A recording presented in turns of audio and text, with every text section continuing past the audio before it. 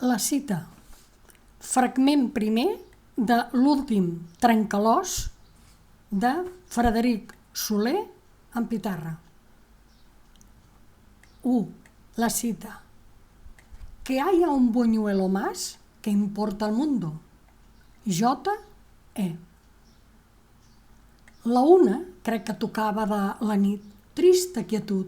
Sobre tot el món reinava i el cel tan núvol estava que semblava un drapot brut. La lluna, a pesar d'això, treia el nas per una escletxa i la contemplava jo, com tallada de meló que em vaig menjar en certa fetge. El seu disco il·luminava un jardí tot ple de flors i on un jove es passejava tan hermós, que semblava el mateix Déu dels amors. Era d'espars son cabell i a son semblant bastant flac, paregut el d'un anyill, donava un aire molt vell, una boca com un drac. El seu nas, ple de berrugues, de granots i d'ulls de poll, semblava un nap ple d'orugues i encorbat com les tortugues ensenyava molt poc coll. Lo vestien de senyor, uns pantalons de lanquins, la viteta, xic xapó, i com mitges al garró portava blancs els botins. Tot passejant-se xiulava i sense tenir cap xiulet, puig clarament se notava que el seu llavi ho refilava estrident, agut i net. De xiular el cansà l'empleu i amb veu tan escanyolida cantant va buscar un recreu que si el senten al Liceu lo contracten de seguida. A pesar de bordar un gos, per qualsevol paterata, coneguí son cant hermós.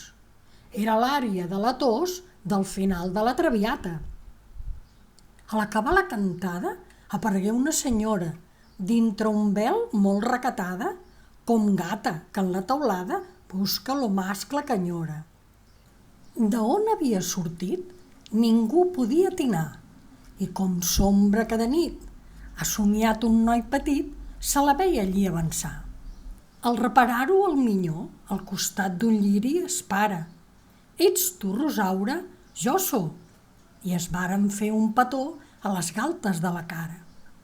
Amor tan pur s'exhalava sota un desmai molt frondós i amb la brisa que els rissava hauríeu dit que murmurava: «Que bèsties són aquests dos!»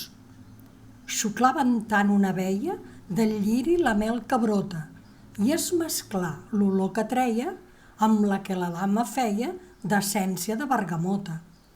Però ells en res reparaven. Se sap que l'amor inspira i els sospirs que allí llançaven els ecos els contestaven com amb trompetes de fira. Al sentir això unes granotes que hi havia en un estany se van posar a cantar totes i així els amants les bestiotes imitaven dins son bany. Molt aviat els cansà això, digué la dama: «Prou, Lluís!» i la dama i el minyó se'n van anar a un racó a sentar-se en un pedrís. Heu escoltat la cita.